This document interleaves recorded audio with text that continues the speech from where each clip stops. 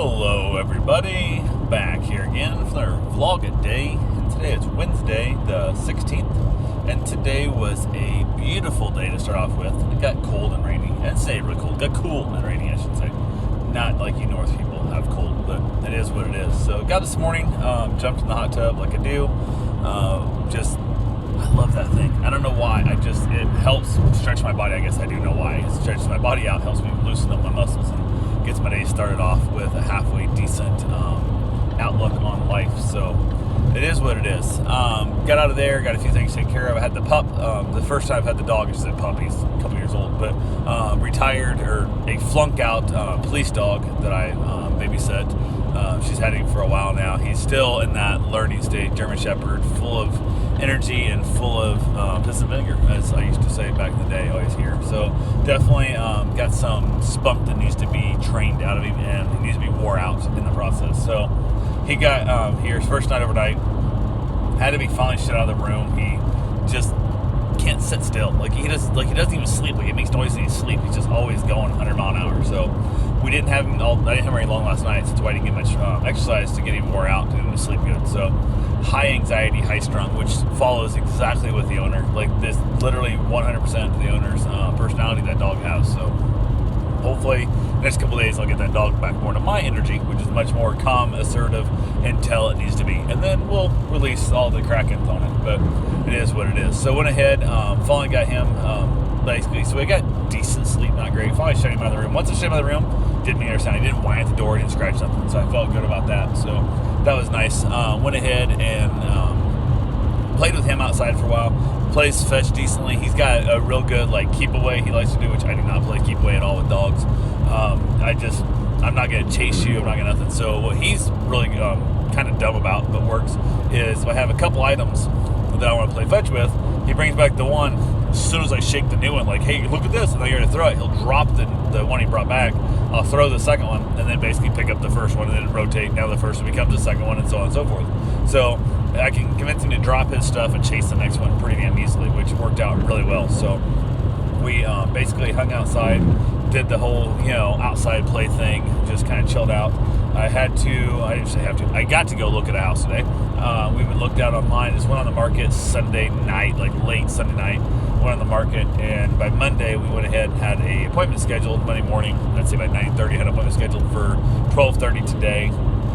Ironically, in the process of trying to get, there was two I wanted to look at. The other one on the same street, about 13 blocks away. No, not quite 13 blocks away. About 12 blocks away.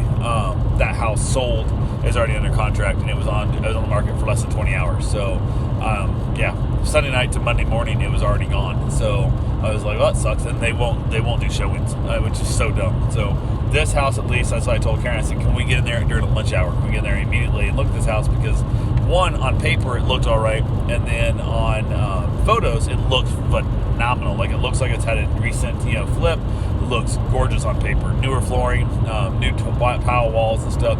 On photos, it looks great. So she said, yeah, we can go at lunch, which usually I would never mess with her midday. I don't want to bring her out of that mindset of work. I don't want to but I didn't want to wait till Saturday or Sunday and have it already on the market and not see it. So the first one that we already had, it was $50,000 less, $48,000 less, which would have been nice to have. You figure it's, basically it's $100, or stuff, $50 for every 10,000. So basically, it's a lot of money per month. So, and I figure about $5 per $1,000 you borrow. So if you have 50, so it's a lot of money, but it is what it is. So went ahead and right over there to look at it. I put the dogs up. Everything's cool. Jumped on the motorcycle. It was just a smidgen chilly to be on shorts and t-shirt on the bike at 12 o'clock, noon, whatever. And I rode over by there. Nobody was there, so I drove on past and drove the other side, just kind of driving around looking at the house. I don't want to be the dude who sits in the driveway and the agent pulls up. I kind of like the agent to feel like they got there on time. So went ahead and drove down, and ironically got a couple blocks. I don't know, about not even a full mile away driving through town. So went ahead and I got a text from my wife saying here, and I'm like, well, shit, I didn't expect both of you to be there. So I'm not sure who got there first, if it was her or the agent. They got there as I pulled up. We basically chatted a little bit. She had to figure out how to get the lockbox open, which she was getting there. a little bit on the late side. Usually the agent would be there early, basically go through and make sure the lock code works and stuff and whatnot. But it is what it is. So we basically walked in the outside a little bit, looked at it. I'd already been there yesterday and talked to the neighbors, and they seemed like nice enough people. The neighbors to the south. So got in the house, and of course they have big ass dogs. One's a pit, the sweetest damn little thing. Oh my god, in the crate, I was like petting. She's like licking my hand. She's just so damn sweet. Just see that love in her eyes. And then they had a lab mixed with something. I couldn't tell if it's Rottweiler or pit or what it was mixed with, but it was a mixed breed or whatever. And that dog was just pure fucking evil. Like, that dog is the one that if I'd met that dog on like a dog meet and greet at that level, I'd be like, nope, I haven't. So that dog needed so much discipline. Like, that dog needed exercise, education, and discipline especially. That dog was literally growling at me the whole time. Like, we were in the other room, they had the door shut, trying to keep the sound down, so it was so damn loud. And which turns you off when you're trying to look at a house. It brings bad vibes in the house and makes you think, oh, do I really want to live in this damn place? So went ahead, I was trying to let the dog sniff me through the cage, and the dog literally through the crate tried to bite my hand. Like, the dog went after my hand through the crate, and I'm like, dude, that's not fucking cool. So if you're gonna have that, you need to put a sign going, hey, this dog is super aggressive, don't even go near it, as opposed to, hey, door's closed because the dogs are barking, you're welcome to go in the room. And that dog was like banging around, shaking the crate. I'm like, not cool. So that is what it is. We walked in the house and immediately could tell this was a quick slap together, try to flip this thing themselves. They've only had it for 2 years, and it looks like they just painted it last week, and it's a lousy shit ass job. Like, it is just absolutely miserable. Like, I am not a painter. I do not like painting. I'm not good at it, but my house looks 10 times better than this house does. Like, they scraped off the shitty popcorn ceiling, which is fine. Cool. Hey, have fun. But around the, like a window frame, looking like a picture frame, framing a light up in the ceiling of the kitchen. And they have like the little, mitered edges that don't even match. Like, there's gaps of a 1/4 inch almost, at least an 1/8 inch gap in the corners of those things. But there's leftover popcorn ceiling hanging down the edge of the frame that they just painted over when they painted the new ceiling white. So they scraped off the popcorn ceiling, but didn't take time to take one extra scrape right on the edge of that picture frame that frames out the light on top.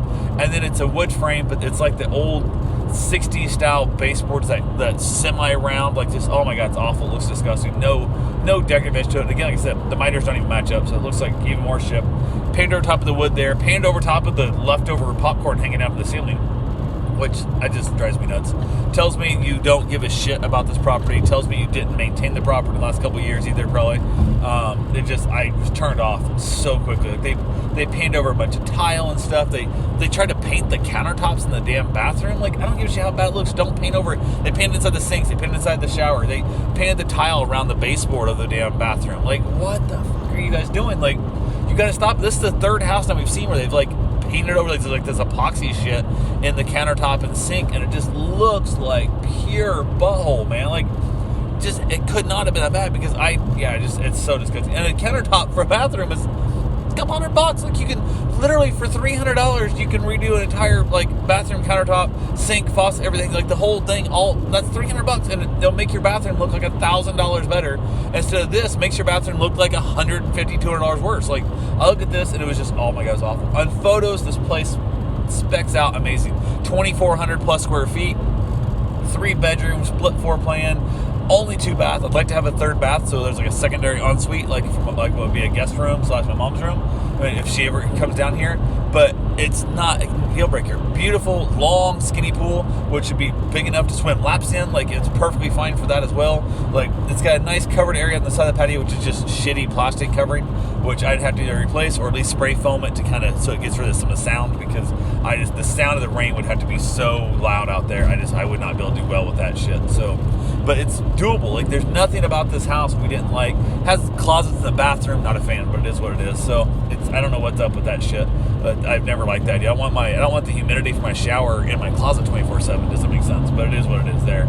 But went ahead and everything checks out. There's like a bathroom. There's the master runs from bathroom to the very front of the house into the master bedroom and all the way down into a secondary closet, which runs out to the back of the house. So the full length of the house on the south side of the house is all master suite. Like, it's a master bath, bedroom, and then basically this giant, which could be a nursery, but for me it most likely was going to be my walk-in humidor. It was going to be badass. And then I could also, if not, I could make it my storage room for my vending supplies, whatever. Amazing setup, great room in the back that could have been easily a room for my X-Car or whatever, or a secondary living room if I wanted to have, or I wanted to go listen to something. Mom wanted to listen to something. She didn't want the living room, main living room, whatever. Fireplace, everything's great. Decent kitchen, low quality cabinets, but decent sized kitchen. Laundry room, 2 separate entrances then from the garage, then from the side. Like everything you wanted, everything in the house was just half-assed. Like it was just slapped together. Paint was like they painted over top of switches. They painted over top of shit. Like they painted the fucking ceiling fan. It's like a 12-foot ceiling at the peak. It's like a big arch ceiling, and they painted the frame that covers up where the light socket, the mount, like the mount the same fan on it. And it's a gorgeous like $600 Hunter fan. Like it's a beautiful ceiling fan. Slot paint over from the ceiling. I'm like, how bad can you guys be at life with this shit? Because now I gotta go back there, I gotta touch all this stuff up. You might as well have not done anything. Like, all this does to me is say half-ass and just annoys the crap out of me. I'd been better off seeing a house that had 10-year-old or 20-year-old paint that's filthy and wearing off stuff than having this half-ass job done. It just, God, it's so disgusting. I hate it when it is. So we left there thinking it could work. The yard's tiny. God, the yard is so tiny. But the house is big, and you gotta decide, it's on the same size lot as we have. So you give up an extra 900 square feet of house, and guess what? You lose 900 feet of your yard. Plus, you lose the pool, screened area, because that big old giant covered lanai wasn't there. The yard would have felt fine. But because giant pool covered area, yard feels small now. But again, I don't need a lot of yard per se. I just wanted to pay some money to store my trailers and campers and stuff, but it's not the end of the world. So it is what it is there. So yeah, we left there thinking we weren't sure what we were going to do. She went back to work. I headed back home, played with the dog some more, waiting around for her to get off work to go for a run. So I'd go for a walk with her and go for a run afterwards. And then I started raining. I realized she ain't walking in the rain. It's just never going to happen. So cold drizzly rain. Went ahead and threw on my rain jacket, threw on running gear, and took off, got my run in the rain, which is not the worst thing in the world, but it's not the best thing in the world either. So went ahead and got that taken care of. Got back to the house, hopped in the shower, was able to hop out of there, basically chat a little bit about the house. Found out the roof on the house was put on in 2001, so it's going on 20 years old now, which that thing, I don't think I can get insurance on it, so now I got to make an offer contingent on a new roof being put on by the seller.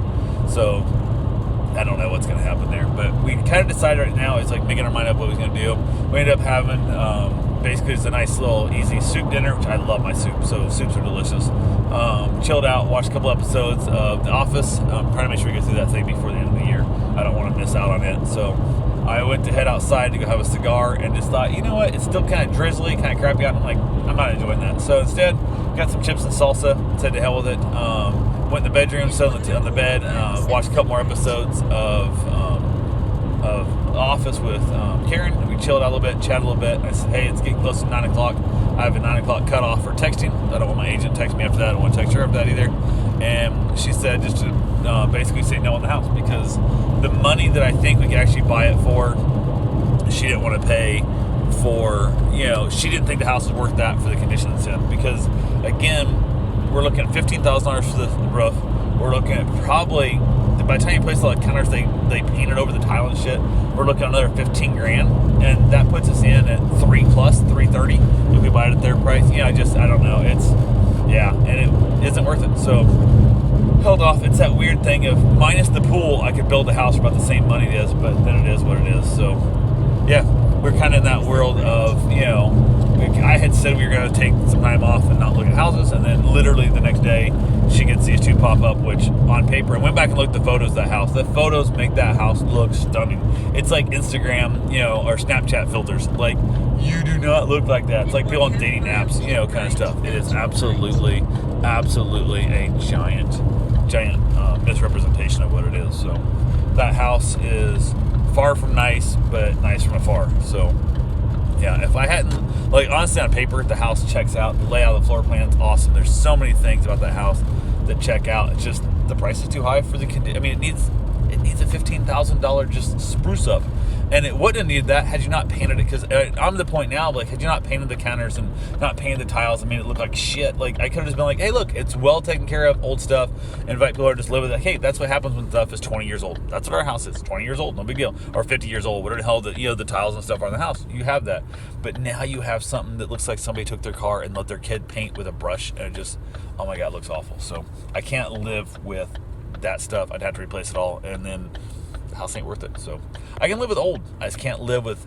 shitty DIY stuff. Stop trying to fix stuff, people, before you sell it and try and sell it. Just stop it. Nobody's impressed with your shitty lacquered, your shitty epoxy sink that looks like your damn 8-year-old with Tourette's did this thing. So anyway, that's all I got for right now. Talk to you guys tomorrow. Have yourself a safe, wonderful day. Thanks for watching.